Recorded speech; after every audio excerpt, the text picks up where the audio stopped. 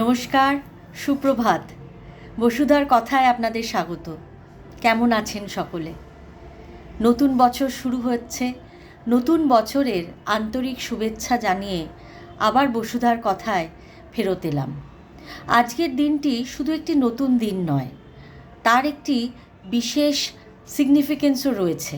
কোথায় না, বাঙালির জীবনে শ্রীরামকৃষ্ণদেব যে জায়গা জুড়ে আছেন এবং তার আশীর্বাদ, তার বাণী, তার বচন, আমরা তাকে একদম ওতপ্রোতভাবে আমাদের জীবনের মধ্যে পেয়েছি। তার সাথে আজকের বিশেষ দিনটি কল্পতরু উৎসব। এই দিন আসলে ঠাকুর কি বলেছিলেন? ঠাকুর আশীর্বাদ দিয়েছিলেন যে তোদের চৈতন্য হোক। সেই চৈতন্য কি, সেই চেতনা কি, এবং সেই চৈতন্যের আধার কি আমরা হতে পেরেছি? ঠাকুর কিন্তু সেসব প্রশ্ন করেননি। সরল মনে শিশুর মতো তিনি আমাদের আশীর্বাদ দিয়ে গেলেন, তোদের চৈতন্য হোক, অর্থাৎ আমাদের বিবেক জাগ্রত হোক, অর্থাৎ আমাদের শুভ বুদ্ধির উদয় হোক।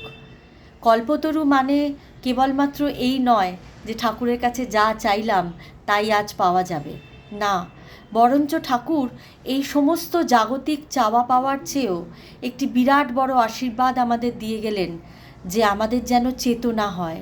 সত্যি তো, আমরা কি সারাক্ষণ আমাদের সেই চেতনাকে জাগিয়ে রাখতে পারি না।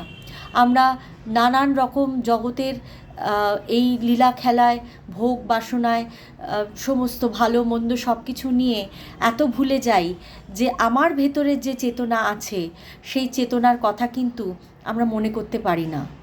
আজকের এই বিশেষ দিনে ঠাকুরের এই আশীর্বাদ কিন্তু আমাদের কাছে কোথাও গিয়ে একটা রিমাইন্ডারের মতো। বছর তো শেষ হয়েছে, দিন ফুরিয়েছে, সেই পুরনো আমি কি ফুরিয়েছে? সেই পুরনো আমিকে কি আমি ফুরোতে পারছি? সেই পুরনো যেখানে আটকে ছিলাম সেখান থেকে কি বেরোতে পারছি?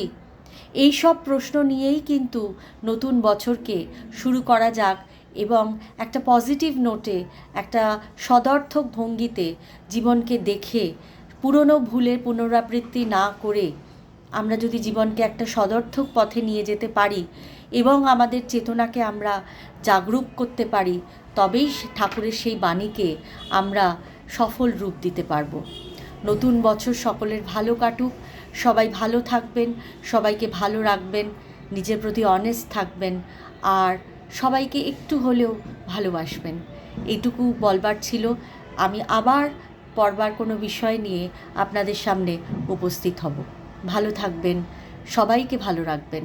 সর্বে ভবন্তু সুখিনা, সর্বে সন্তু নিরাময়া, সর্বে ভদ্রাণি পশ্যন্তু, মা কশ্চিৎ দুঃখ ভাগ ভবেৎ। ধন্যবাদ।